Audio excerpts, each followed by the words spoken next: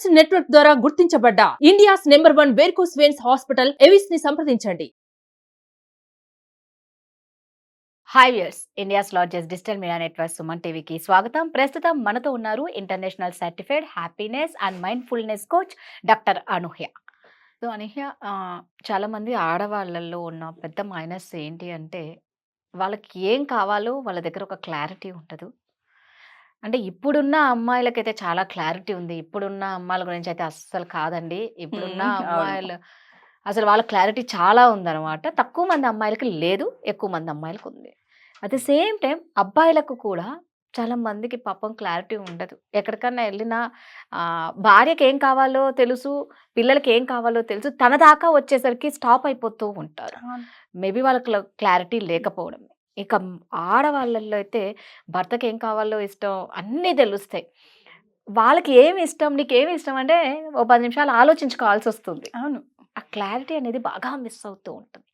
ఎందుకు అలా మిస్ అవుతుంది అంటే సెల్ఫిష్ లేకపోవడమా? 100% ఒక సేయింగ్ ఉంది రాదా.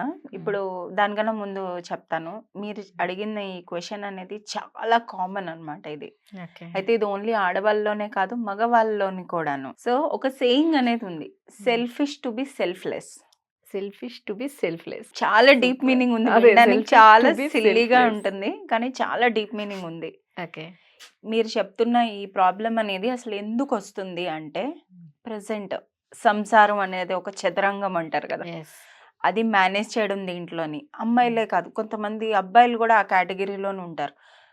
అమ్మాయిలు అయితే ప్రతిదీ కూడాను ఫ్యామిలీకి, అత్తమామలకి చేసి పెట్టడం, లేదా పిల్లలకి చేసి పెట్టడం, వాళ్ళకంటూ ఏం కావాలి ఏంటి అన్నీ తెలుస్తాయి వాళ్ళకి. వాళ్ళ కోసం అంటే ఏమి చేసుకోరు, అదొక పెద్ద పాపంలా చూస్తారు, ఒక పెద్ద సిన్ లాగా. అబ్బాయిల విషయంలో వచ్చినప్పటికీ వీళ్ళకి చేసి పెట్టడానికి వాళ్ళ వైఫ్స్ కానీ మదర్స్ కానీ ఉంటారు.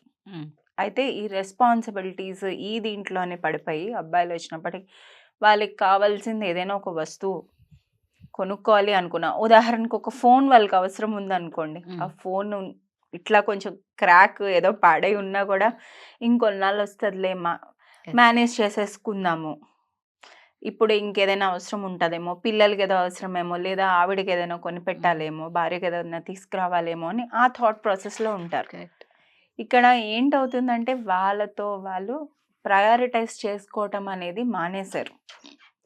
చాలా కామన్గా చూస్తూ ఉంటాం రాదా. ఒక ఉదాహరణకి చెప్తాను. ఇప్పుడు మనం బయట ఒక రెస్టారెంట్కి వెళ్ళామనుకోండి తినటానికి, మీరు అన్నట్టు 2 రకాల వాళ్ళు ఉన్నారు, కానీ కొంతవరకు కూడాను మేజర్గా చెప్పుకోవాలి అంటే అక్కడున్న మెనూలోంచి చూసి వాళ్ళకి ఏది కావాలో కూడా వాళ్ళు ఆర్డర్ చేసుకోలేరు. ఏదైనా పర్లేదులే, మీరు ఏది తింటే నేను అదే తింటా. వాళ్ళ దగ్గర ఐడియా ఉంటుంది, పిల్లలకి ఏం కావాలి, అత్తమామలు ఏం తింటారు, పిల్లలైతే నూడిల్స్ తింటారనో, అత్తమామలు అంటే ఏదో ఫ్రూట్ సలాడనో, హస్బెండ్ అంటే ఏదో నాననో, వాట్ ఎవర్ ఏది కావాలో అందరి కోసం వీళ్ళకి తెలుసు, కానీ వీళ్ళ కోసమే వీళ్ళకి తెలీదు. అంటే ఆ ఇంపాక్ట్ చూస్తున్నారు అసలు మీరు. ఒక చిన్న డెసిషన్, ఒక మెనూ కార్డ్లోంచి ఒక ఫుడ్ అనేది వాళ్ళు ఆర్డర్ చేసుకోలేకపోతున్నారు అంటే ఇంకా వాళ్ళు ఏం డెసిషన్స్ తీసుకోగలరు లైఫ్లోని. అంటే వీళ్ళకి ఆ సాక్రిఫైసింగ్ నేచర్ అనేది అలవాటు అయిపోయింది. Over a period of time ఏంటి అంటే వీళ్ళతో వీళ్ళకి కనెక్షన్ అనేది పోయింది. వాళ్ళకి ఏం కావాలి, వాళ్ళ ఇష్టాలు ఏంటి.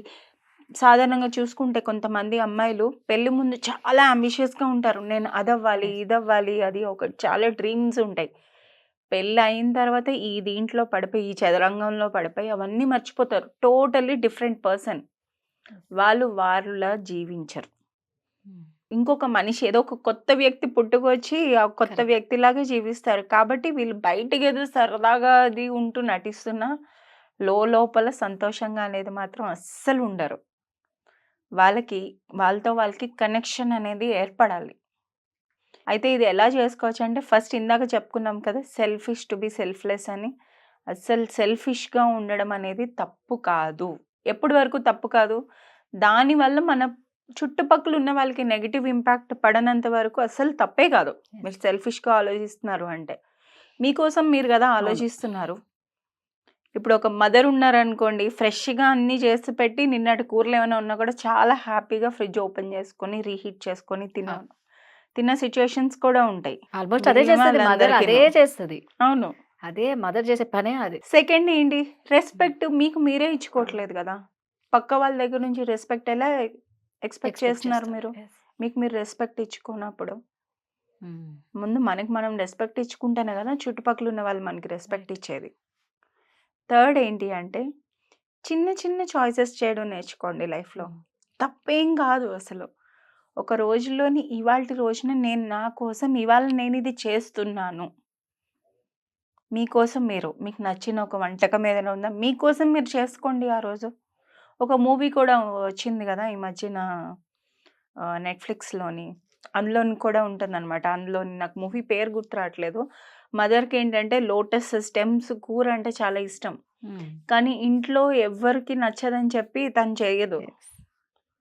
కోడలు వచ్చి నీకు ఇష్టం కదా ఎందుకు చేసుకోవు, చేసుకో అని చెప్పి నేర్పించి ఈ తరం అమ్మాయి అనమాట. ఓకే. నిన్ను నువ్వు ప్రయారిటైజ్ చేసుకో అని చెప్పి చేపిస్తుంది. అప్పుడు తనకి గుర్తొస్తుంది అనమాట, అవును కదా ఇదంటే నాకు చాలా ఇష్టం, నేను అసలు మర్చిపోయాను, ఇంట్లో ఎవ్వరికి నచ్చదని నేను చేసుకోవట్లేదు అని. మనం ఎప్పుడు పక్క వాళ్ళ కోసం ఉంటాం కానీ మన కోసం మనం ఉండం. ఫస్ట్ మనతోని మనకి రీకనెక్షన్, ఆ కనెక్షన్ అనేది ఏర్పరచుకోవాలి, డెవలప్ చేసుకోవాలి. ప్రతిరోజు మీరు ఏదైనా నేర్చుకోవాలనుకుంది నేర్చుకోలేకపోయారా, ఇప్పుడు నేర్చుకోండి. పక్కనున్న వాళ్ళు ఎవరేమంటారో ఏంటో అనేది మీకు అనవసరం. రైట్. చిన్నతనంలో నేర్చుకోవాల్సింది ఏమన్నా నేర్చుకోలేకపోయారు అంటే ఇప్పుడు కూడా నేర్చుకోవచ్చు. ఏజ్తో ఇవన్నీ సంబంధం లేదు. చిన్న చిన్నవి మనల్ని మనం ప్రయారిటైజ్ చేసుకుంటూ పోవచ్చు. చాలా హెల్ప్ అవుతుంది అలాగా. ఎస్, నిజమే. ఎందుకంటే ఫస్ట్లో అమ్మకున్న లక్షణం ఏంటి అంటే మిగిలింది తినడం, ఫ్రిడ్జ్లో ఉన్న వేడి చేసుకొని తినడం, నాకు వద్దు ఫస్ట్ అనే ఒక ప్రియారిటీ ఇంట్లో వాళ్ళకి ఇస్తుంది, కానీ తనకు తాను చూసుకోరు. అవును. Thank you. Thank you.